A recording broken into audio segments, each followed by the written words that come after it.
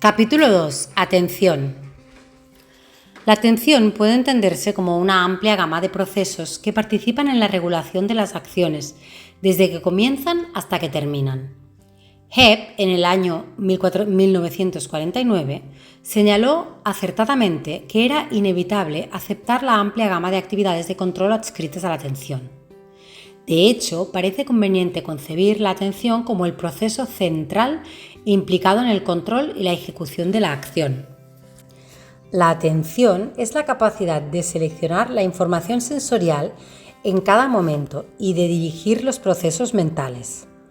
Un aspecto importante de la atención en el campo escolar es la capacidad de los procesos atencionales en el control de los comportamientos, aprendizajes, procesos cognitivos y, en general, en las actividades de la vida escolar. En este sentido, ha de tenerse en cuenta que en los niños pequeños la atención depende principalmente de la estimulación ambiental, por lo que un ambiente rico en estímulos novedosos contribuirá a mejorar enormemente los procesos atencionales, mientras que en los adolescentes es muy importante el control por parte del sujeto de su propia conducta o aprendizaje, por lo que un ambiente emocionalmente estable, adaptativo a sus necesidades e integrado en su mundo emocional y social, será de enorme importancia en el manejo de la atención dirigida al comportamiento. El concepto de atención conlleva dos grandes procesos que se solapan y se integran en función de la conducta a realizar. El primero es un estado neurofisiológico, en el cual el sujeto mantiene un estado de activación cerebral necesaria para procesar cualquier tipo de información. Este primer proceso es básico para el aprendizaje posterior y depende de cómo el niño haya dormido o lo cansado que esté. Y el segundo consiste en orientar la atención en una dirección específica y es básico para el seguimiento de las clases y depende principalmente del estado motivacional del niño hacia las tareas escolares. El primero, independiente de los estímulos y del contenido efectivo de la ejecución que se realiza en cada momento, mantiene alto grado de automatización, iniciando constantemente y de forma paralela procesos en el procesamiento de la información, sin tener en cuenta el resultado final de los mismos. El segundo va dirigido a la respuesta en función del estímulo seleccionado. Ambos procesos son necesarios en la escuela. Se necesita un nivel atencional y o de vigilancia lo suficientemente alto como para que el segundo componente pueda elegir adecuadamente el tipo de información a ejecutar. Desde el enfoque neuropsicológico existen diferentes formas de atención que están relacionadas con los procesos operativos y que se van desarrollando evolutivamente en función de la maduración, complejidad de los estímulos y edad de los niños, de acuerdo a las secuencias siguientes. 1.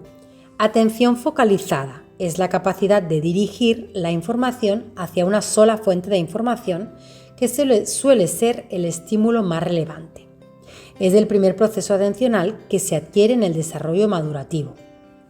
2. Atención sostenida es la capacidad de mantener la atención en determinado proceso o comportamiento durante varios minutos. Es básica para poder aprender los contenidos educativos. 3.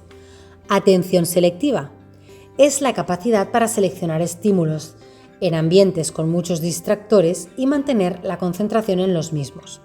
El sujeto tiene que decidir entre diferentes estímulos, el más relevante para la conducta a realizar. Es muy importante en las clases numerosas en las que existen muchos estímulos distractores que impiden un buen aprendizaje en niños muy distraídos y con poca capacidad de atención selectiva. 4. Atención dividida. Es la capacidad para atender a dos estímulos diferentes en el mismo momento y con la misma eficacia. Es importante en las actividades escolares de niños de secundaria. Atención alterna. Es la habilidad para poder cambiar de una tarea a otra sin confundirse y sin distraerse en ninguna de las dos, con total eficacia para ambas. Se necesita un alto grado de concentración, conocimiento y habilidad en ambas tareas. Es básica en la adquisición de un buen aprendizaje operativo y fundamental entre los buenos profesionales. En el contexto neurológico, las áreas corticales, asociadas más habitualmente con la regulación de la atención, son el córtex prefrontal, el córtex parietal posterior y el giro fusiforme de la región occipitotemporal. Véase la figura 2.1. Estos datos están basados en el hecho de que las lesiones focales dentro de estas áreas pueden conducir a estados confusionales. Los pacientes con lesiones en el córtex prefrontal muestran de forma característica muchos síntomas que sugieren un trastorno de la atención. Son fácilmente distraíbles y tienden a la perseveración en la mayoría de los casos. Por último, muestran una falta de habilidad para dar respuestas inmediatas, que la mayoría de las veces son inapropiadas, tanto en situaciones artificiales de prueba neuropsicológicas como en la vida diaria. Además del córtex prefrontal, las lesiones en la región parietal posterior del hemisferio derecho y las regiones temporales posteriores pueden conducir también a un estado confusional y, en consecuencia, prestar un papel importante en el control de la atención.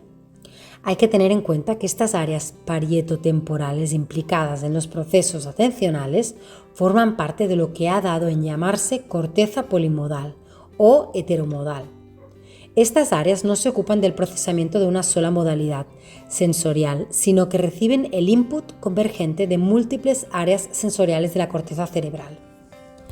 Los potenciales evocados cerebrales, gracias a sus características intrínsecas de registro, permiten la investigación de los pasos que sigue la evaluación del estímulo y la selección de la respuesta desde los primeros estudios del procesamiento de la información, en los cuales la atención tiene una enorme relevancia, hasta la ejecución de la tarea. En términos generales, el debate sobre la relación establecida entre los componentes del potencial evocado y la atención se manifiestan en un aumento en la amplitud de la onda asociada a la presencia de estímulos a los que había que atender selectivamente. El descubrimiento de este efecto inició una larga polémica acerca de qué componentes estaban relacionados con cada uno de los distintos tipos y clasificaciones de la atención. Diferentes trabajos aportan datos interesantes en el estudio de la atención al comprobarse la existencia de dos complejos de punta onda asociados con tres procesos atencionales distintos. Un primer complejo aparece ante estímulos frecuentes, mientras que para los otros dos tipos de estímulos, que requieren uno menos frecuente y otro muy poco frecuente, aparece el mismo complejo punta onda. Lo mismo sucede con el tiempo de reacción motor a los estímulos infrecuentes, que se alarga mucho en comparación con el estímulo frecuente, lo que indica una mayor capacidad en el tiempo de procesamiento de la información, en estímulos muy novedosos y poco frecuentes. Ello demuestra que, en función del tipo de atención, se encontrarán respuestas tanto corticales como motrices diferentes en cuanto a su tiempo de procesamiento, lo que tiene una gran importancia en el ambiente escolar, sobre todo en etapas tempranas, puesto que el niño necesita, ante determinados estímulos, mucho más tiempo para poder procesarlos y, sobre todo, ejecutarlos. Los estudios mediante técnicas de neuroimagen muestran también que amplias regiones corticales tienen conexiones recíprocas con áreas paralímbicas, como por ejemplo el córtex cingulado y el giro parahipocámpico, cuya participación en la atención resulta necesaria. Tres áreas subcorticales, el sistema límbico, el hipocampo y el sistema reticular ascendente, que forman una matriz interrelacionada e interaccionada, se hacen imprescindibles en el estudio de la atención, bien contribuyendo a la formación de la memoria y del recuerdo, bien modulando el valor afectivo de los estímulos y de la respuesta, o bien integrando las señales multimodales y las asociaciones para un posterior procesamiento. Los componentes talámicos y troncoencefálicos del sistema activador reticular ascendente, unidos a las áreas corticales, proveen de una red neuronal estrechamente asociada con el aspecto matricial de la atención. Por otra parte, la red consistente en la asociación de las áreas corticales, parietal posterior, prefrontal y occipitotemporal, con las estructuras subcorticales, núcleo pulvinar y estriado, subyace el proceso vectorial de la atención dirigida a dianas extrapersonales. Usando la técnica de tomografía por emisión de positrones, se ha demostrado un incremento de la activación de la región del giro cingulado anterior durante el incremento de la acción focal en el procesamiento de palabras, así como un aumento del metabolismo regional en el cerebelo y en áreas parietales derechas.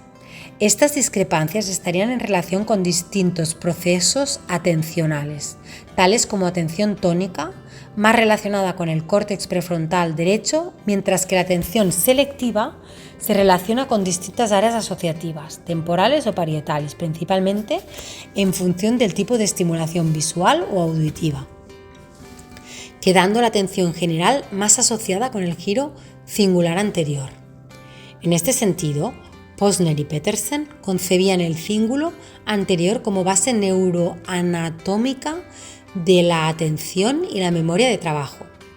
No obstante lo dicho, en la actualidad se considera que la atención no es una propiedad de una sola área cerebral, ni de todo el cerebro, aunque el origen de la misma podría estar asociado con áreas especializadas de las cortezas prefrontal y parietal.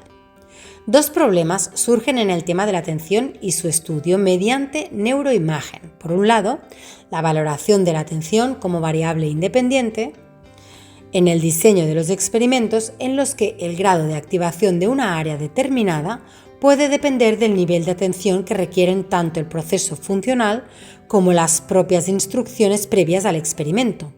Y por otro, la relación entre los procesos de atención y la supresión de la actividad de fondo de áreas ipsilaterales a la acción contralateral o cercanas corticalmente a las de la actividad ejecutada. El circuito del control atencional para tareas de Stroop se completaría alrededor de los 18-22 años, lo que quiere decir que durante la etapa escolar el control atencional está desarrollándose de forma activa y su incidencia en el aprendizaje escolar es muy importante. Ahora bien, a la hora de poner en práctica estos conocimientos en la escuela nos encontramos con muchos factores que influyen en la atención. Un factor importante para mantener la atención del alumno es la forma de enseñar. Una enseñanza activa, dinámica, con ritmo, con muchas motivaciones y muchos cambios en la exposición favorece la atención frente a la clase monótona o aburrida. El motivo es muy sencillo.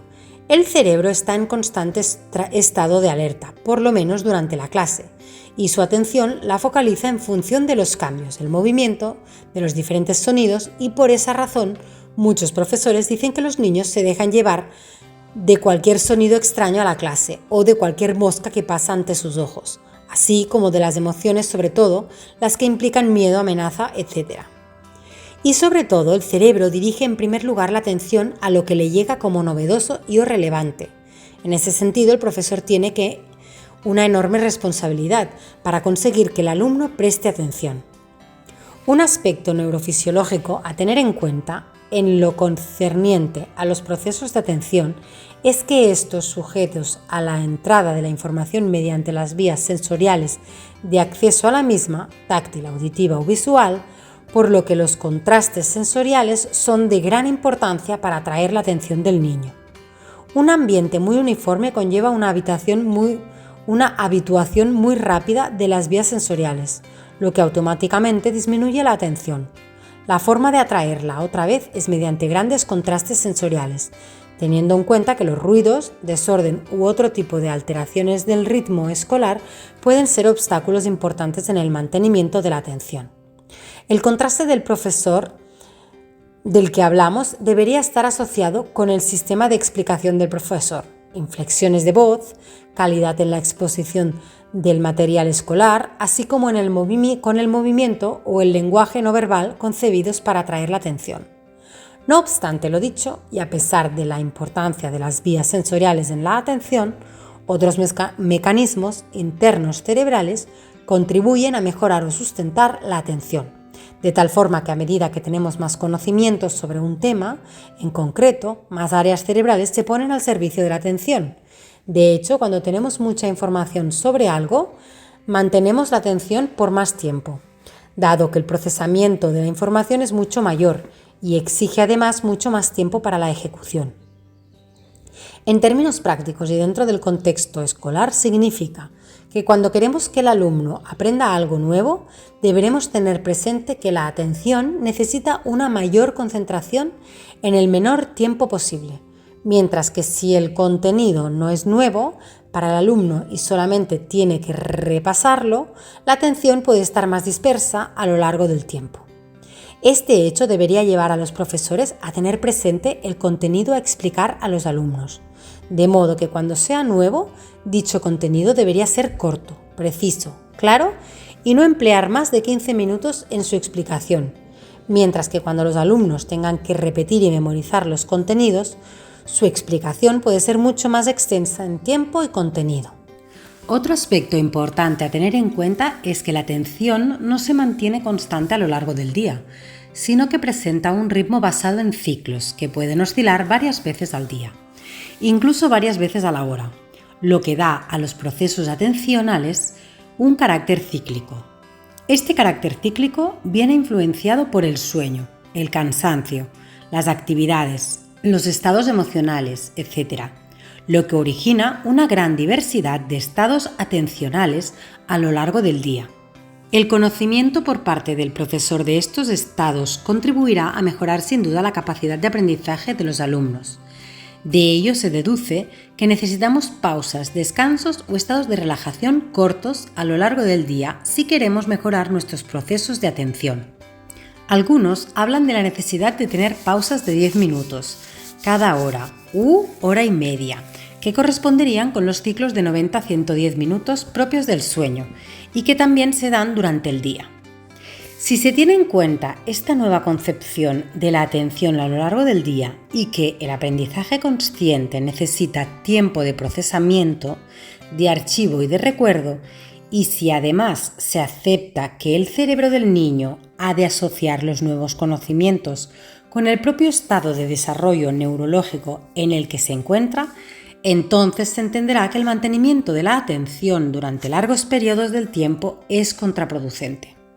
Lo mejor sería establecer los programas de aprendizaje en periodos cortos e insertar en los mismos periodos de descanso tranquilidad, relajación o reflexión sobre los contenidos estudiados. Otro dato importante que se desprende de esta concepción es que no debemos presentar a los alumnos mucha información en periodos de tiempo cortos, sobre todo si la información es nueva, sino que debemos presentar poca información, dejar tiempo para su procesamiento y asimilación de la misma antes de comenzar a exponer otro bloque de nueva información. Una forma de descanso, sin alterar las clases y el sistema de enseñanza, podría consistir en que los alumnos cerrasen los ojos por periodos de tiempo cortos. Esto evitaría que se dispersara el cerebro en informaciones relevantes provenientes de estímulos externos ajenos al contenido de aprendizaje y permitiría favorecer los procesos de imaginación y visualización del contenido a aprender, lo que favorecería una mayor integración de áreas cerebrales y una mayor capacidad de aprendizaje. Por último, aunque no menos importante, es la relación de los procesos atencionales y el sistema límbico, responsable de las emociones y las motivaciones. En este sentido, las alteraciones emocionales, las amenazas, el estrés son situaciones que dificultan cualquier proceso atencional y, consecuentemente, el propio aprendizaje escolar. El estrés escolar va a afectar directamente a la atención y, consecuentemente, al aprendizaje, porque un niño con estrés, amenazado o alterado emocionalmente tiene dificultades de seleccionar lo importante de lo que no lo es, dado que permanece en una constante vigilancia orientada a la supervivencia y los ojos se vuelven más atentos a la zona periférica, que es la que viene determinada genéticamente para prevenir las amenazas y o agresiones. Y cualquier ruido también puede ser interpretado como amenaza. Ello genera en el niño un aumento del estrés y la ansiedad que dificulta cualquier proceso de atención hacia el contenido escolar. Trastorno por déficit de atención e hiperactividad, TDAH. Existen diferentes patologías asociadas con la atención. hiperproxias, hipoproxias, aproxias, entre otras. Sin embargo, es el trastorno por déficit de atención el más común en la etapa infantil y el problema psiquiátrico más importante de todos los que afectan a los niños en edad escolar, con una prevalencia estable de este trastorno que oscila entre el 4 y el 8% de la población infantil. El concepto de TDAH ha sufrido a lo largo de la historia diferentes adaptaciones. Al principio se ponía el énfasis en la hiperactividad y posteriormente en la impulsividad. La raíz común del trastorno es el déficit de atención, que arrastra otras alteraciones cognitivas importantes para el aprendizaje escolar, tales como alteraciones en las funciones ejecutivas, incapacidad de mantener dos sistemas de información a la vez, deficiencia en la memoria de trabajo y tendencia a la perseveración, etcétera, etcétera.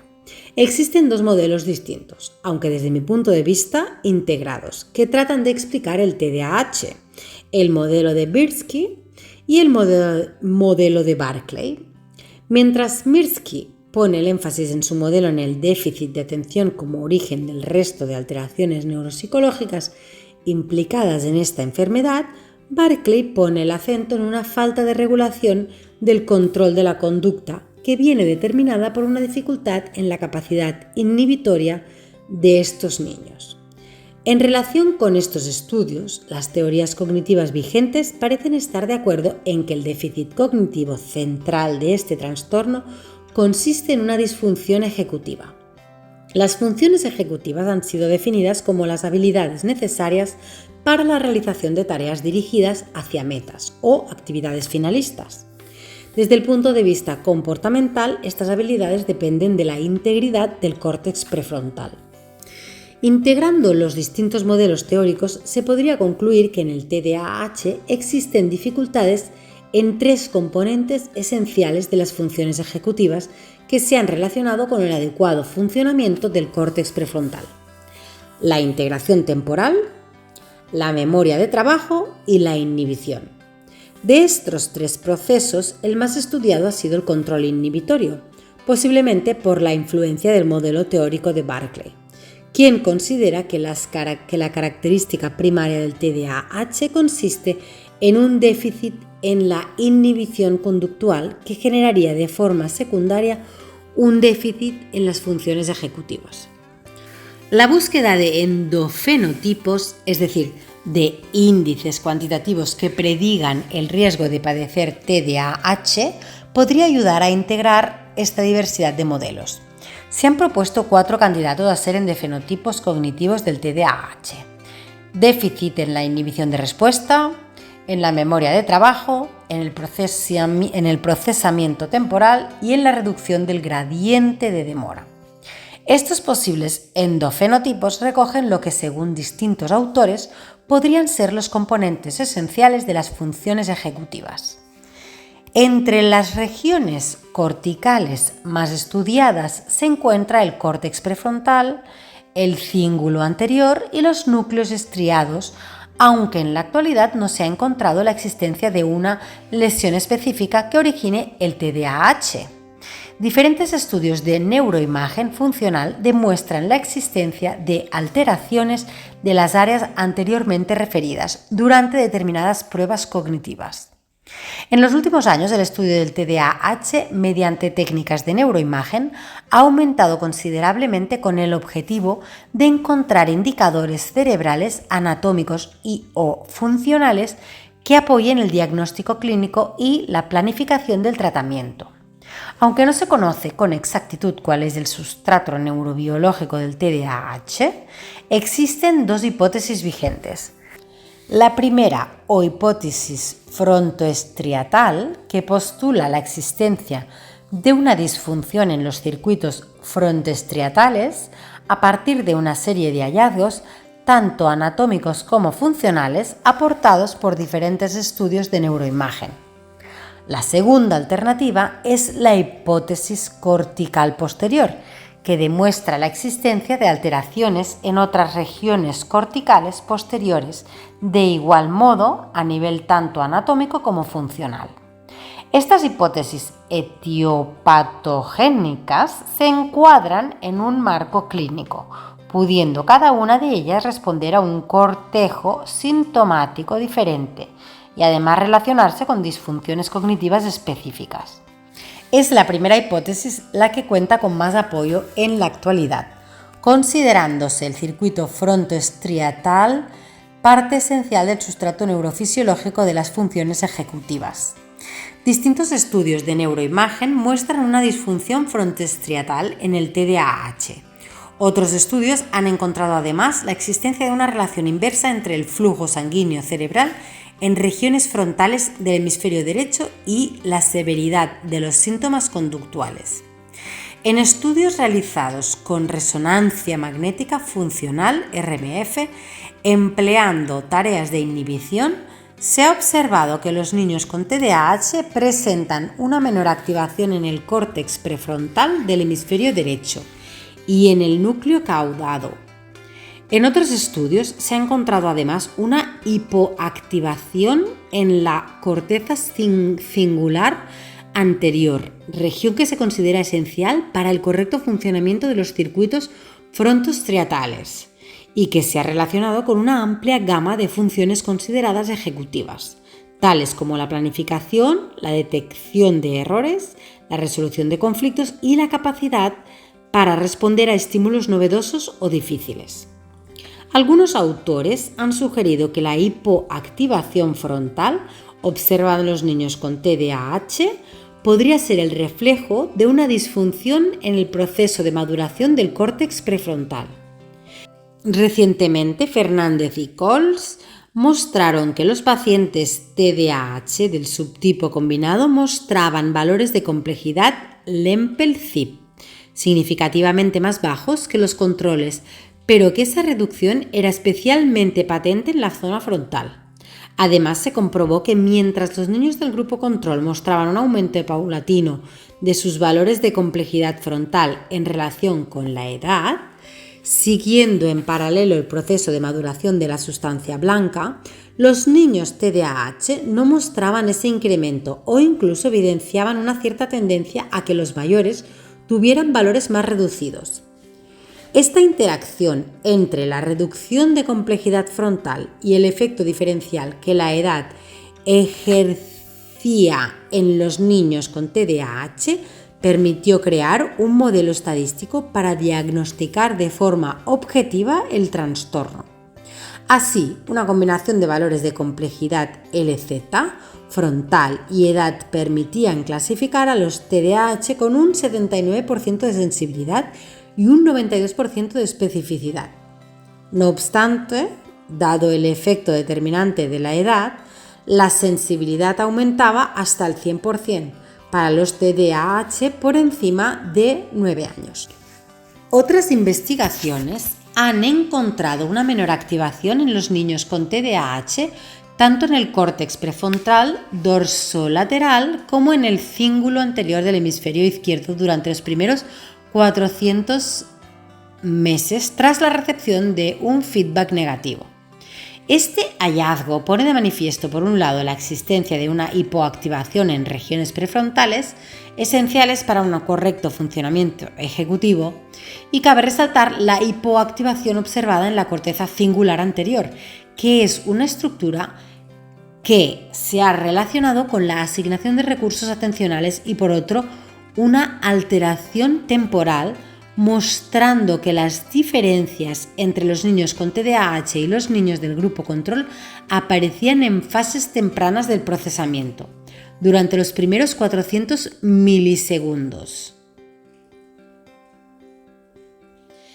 Los maestros no deben olvidar nunca que la atención es el pilar más importante en el proceso de aprendizaje y de memoria. Recientes investigaciones han demostrado que la atención es básica para la creación de nuevas conexiones neuronales y para la formación de circuitos cerebrales estables.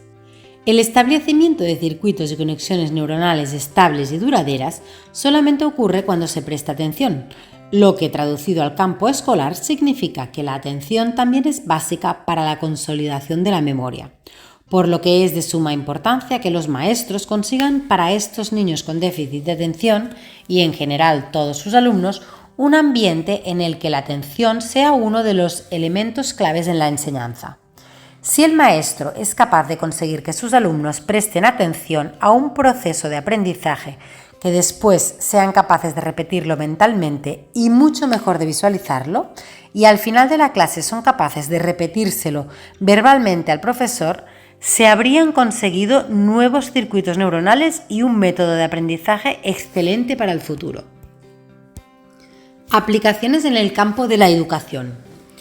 De lo expuesto en el presente capítulo se podrían extraer diferentes aplicaciones en el campo de la educación que podrían mejorar los actuales sistemas tanto de enseñanza como de interacción en el ámbito familiar.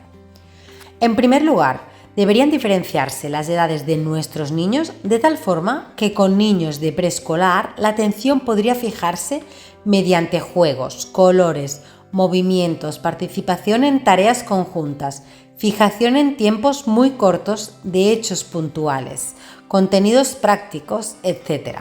Se podría llevar a cabo, por un lado, estimulación para el mantenimiento y mejora de la atención en niños normales mediante la visualización de objetos, situaciones y lugares de la vida diaria ante los cuales los padres tendrían que motivar a los niños a observarlos durante segundos y posteriormente a recordar lo que han observado.